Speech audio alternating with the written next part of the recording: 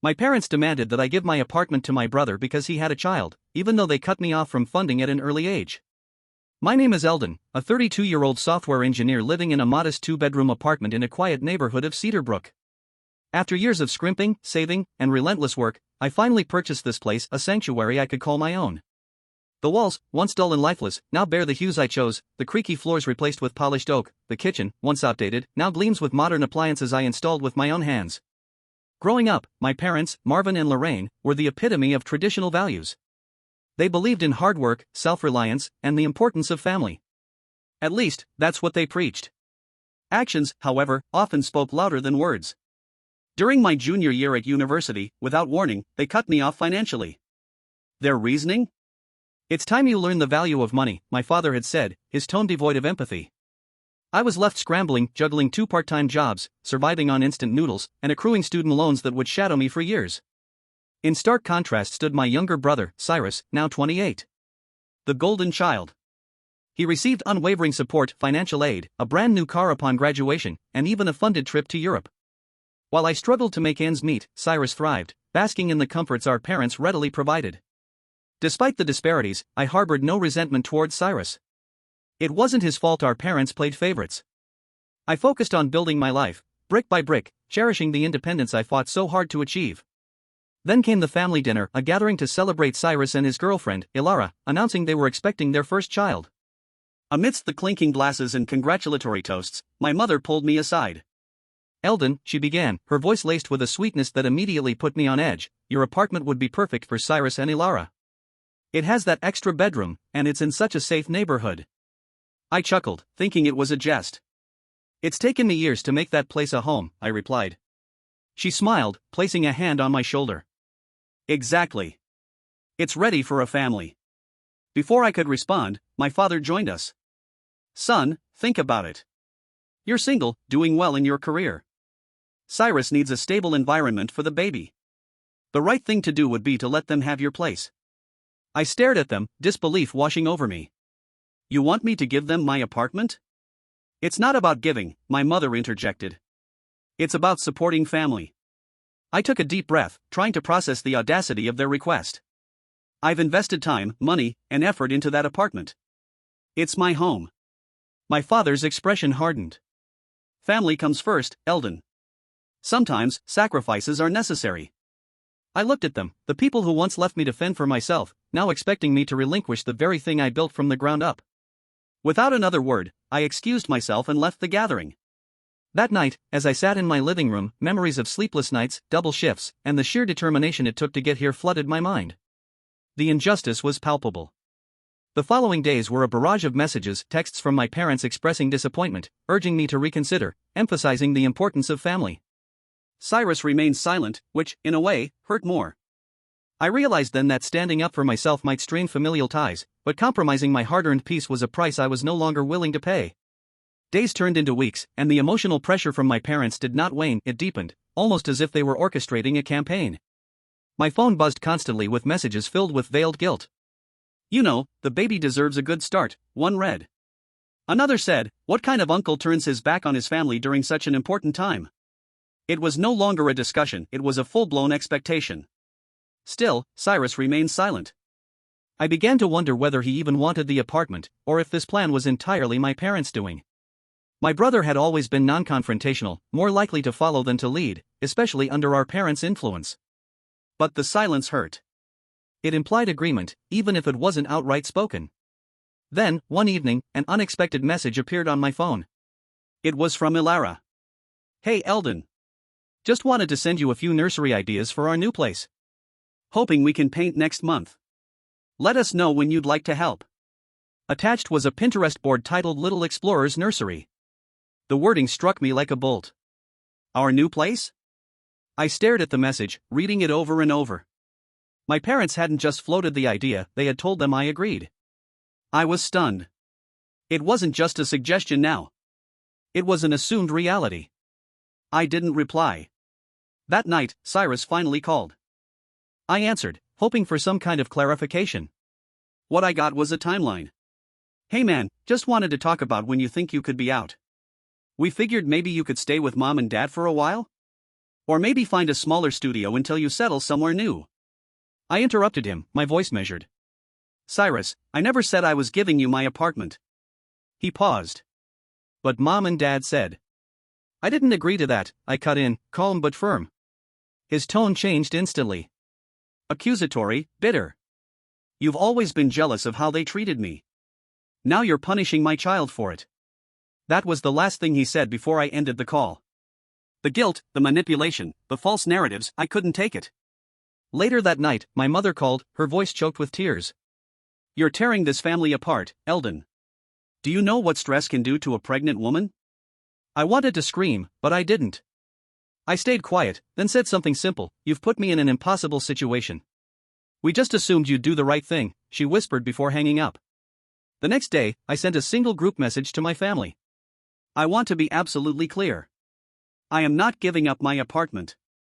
I've worked for years to make it my home, and I will not surrender it. I love this family, and I am excited to be an uncle. But I will support in ways that do not involve sacrificing what I've built. I hope this clears up any misunderstanding. The responses came quickly. Dad, we need to talk about this face to face. This isn't how family should act. Mom, I'm heartbroken. I thought I raised you better.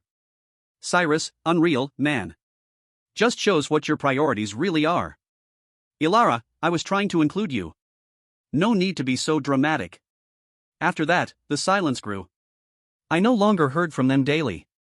Only my mother continued to send me links to cheaper apartments and occasional guilt-laden messages about how her health was declining from all the stress. I stopped engaging. I changed my building's entry code and asked my landlord not to let anyone into my unit without my permission. I couldn't shake the fear that they'd try to move things without my consent, or worse, begin renovations for a nursery that was never going to happen. It was around this time that I confided in a friend who works in real estate law. She assured me, no matter what was said or assumed, the apartment was mine legally. The deed bore only my name, and there was no loophole, no promise, no verbal agreement that could change that. For the first time since the dinner that started it all, I felt secure. Angry, heartbroken, betrayed, but secure. I realized how fragile our sense of family can be when tested by ownership and entitlement. And perhaps, most importantly, I began to understand the difference between love and obligation. 2 weeks passed in a fog of emotional exhaustion. I hadn't responded to any more messages, and my phone was eerily quiet. I spent those days reorganizing my apartment, not because I needed to, but because it gave me something to do. Something that reminded me the space was mine. Then came an invitation from my mother. Sunday dinner. Just the family, she said. It's time we all talked like adults. Despite my better judgment, I went. I hoped, naively, that it might be a chance to explain things clearly, to mend some rifts. Instead, I walked into an ambush. When I arrived at my parents' home, the front room was filled not just with them, Cyrus and Ilara, but also aunts, uncles, cousins, my grandmother, and to my disbelief, Pastor Melrose, our longtime family minister. My father didn't waste time. Eldon, we're all here because we care about you. And we're concerned about the choices you're making. Concerned. That word hung heavy in the air as one by one, family members took turns trying to convince me. My Aunt Nora said, "You're part of something bigger, Eldon. Family means sacrifice. What's a home compared to a child's future?" Uncle Chester leaned in, his voice gruff. "You're too attached to material things. You won't take any of it with you when you're gone." Even Pastor Melrose spoke, his tone gentle but firm. A child is a blessing from above. Helping provide for that child is a sacred duty. I sat in silence. The weight of expectation pressed down on me like a lead coat. I wasn't just disappointing my parents, I was, apparently, failing an entire bloodline. When it was finally my turn to speak, I cleared my throat and looked around the room. "I understand your concerns," I began. "But I think what's missing here is understanding for what I've been through." I paused. I was left to figure out my life on my own when I was barely an adult. I took loans, worked nights, missed meals, not because I chose that path, but because I was pushed onto it. The room was quiet. And now that I've built something for myself, finally found stability, I'm expected to hand it over? I've worked for every piece of furniture in that apartment. Every corner of it holds a memory of struggle and triumph. I looked directly at my parents. This isn't about selfishness. It's about survival. And I'm done sacrificing for a family that didn't do the same when I needed them most. It was my Aunt Ruth who broke the silence. "If the apartment is such a big deal, why don't Marvin and Lorraine offer up the guest house? It's bigger, has a yard, and no one lives in it. The room shifted. My mother stammered, well, it's not that simple. We use it for storage. And besides, it's not ready for a baby. Neither was my apartment, I replied. But that didn't stop the suggestion. Then, Aunt Lisa spoke up. Her voice, usually reserved, was clear and strong. You know, when they cut Eldon off in college, I offered to help. I was told not to interfere. I kept quiet because I didn't want to overstep. But I wish I had. That moment changed everything. It was the crack in the dam. Two of my cousins spoke up, saying they thought the whole situation was unfair.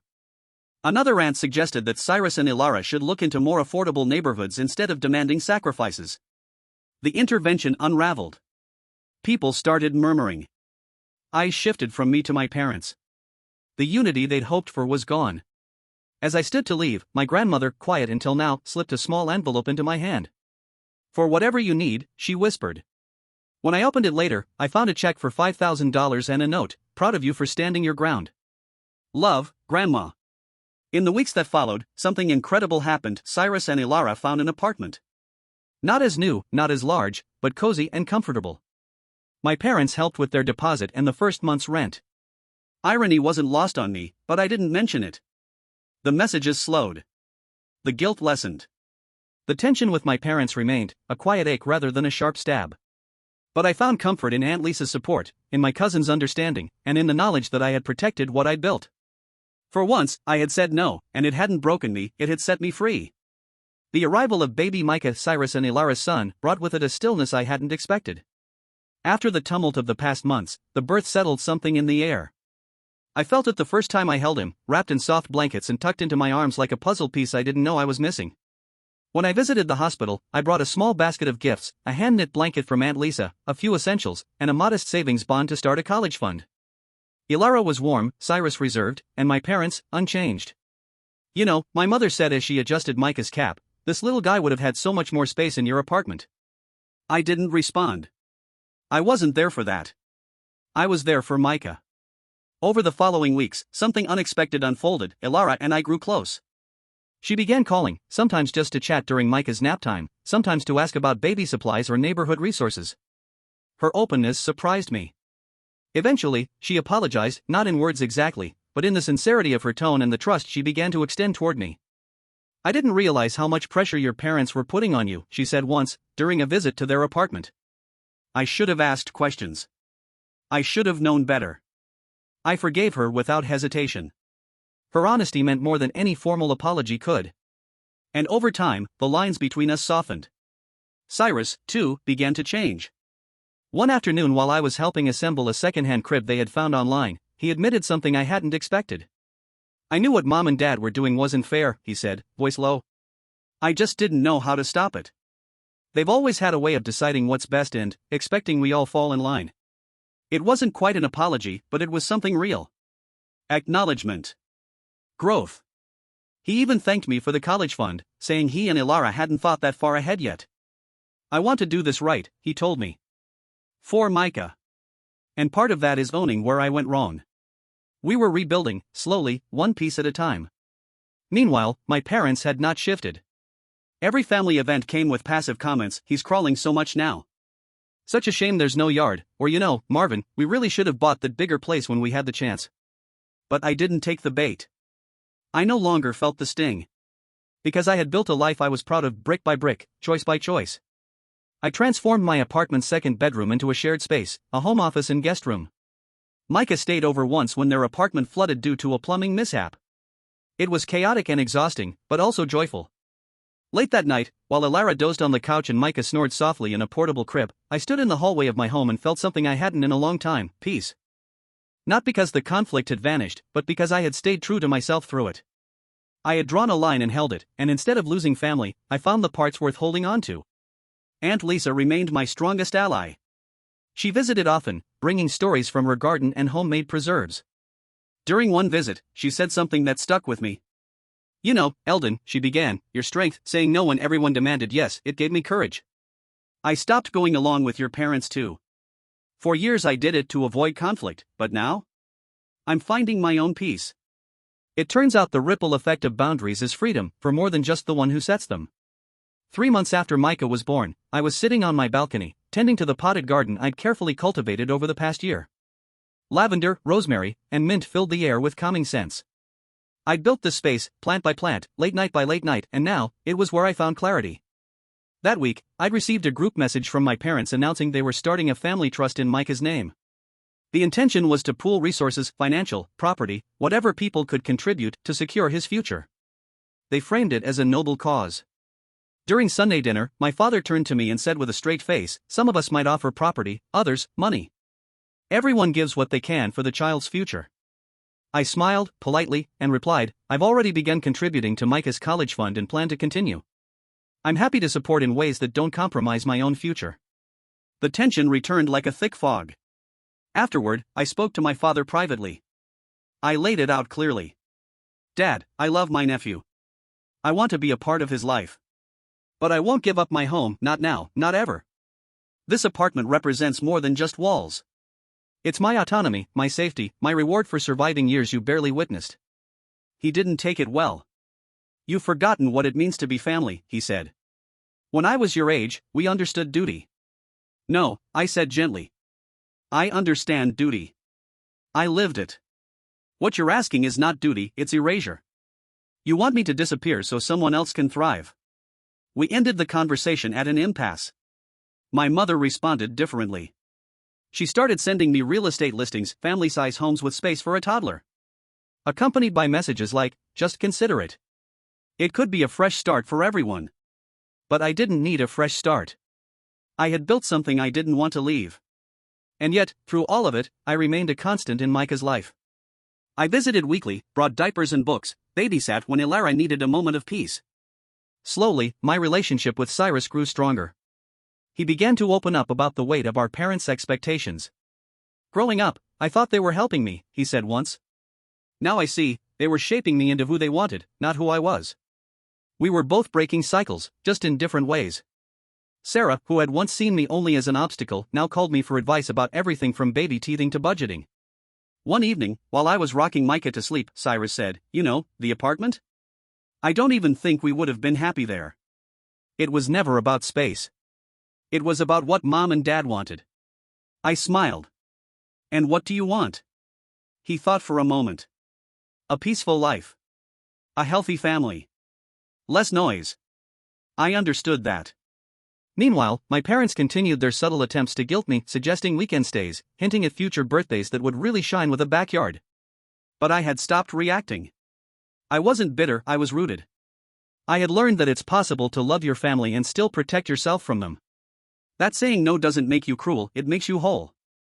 And that sometimes, justice looks like keeping the thing you earned when no one believed you could. The satisfaction wasn't loud. It didn't come in applause or validation. It came quietly, in the stillness of mornings on my balcony, the laughter of my nephew echoing through the guest room, the trust rebuilt with a brother I'd once thought lost to entitlement. I didn't lose my family, I redefined it. Micah would grow up knowing his uncle stood firm, not out of spite, but out of love. The kind of love that teaches boundaries, honors growth, and gives without losing itself. And as for me? I kept my home. I kept my peace. I kept my dignity. And in doing so, I found something even more valuable, myself. Thank you for watching the video, like it if you watched the video to the end and don't forget to subscribe. Have a nice day.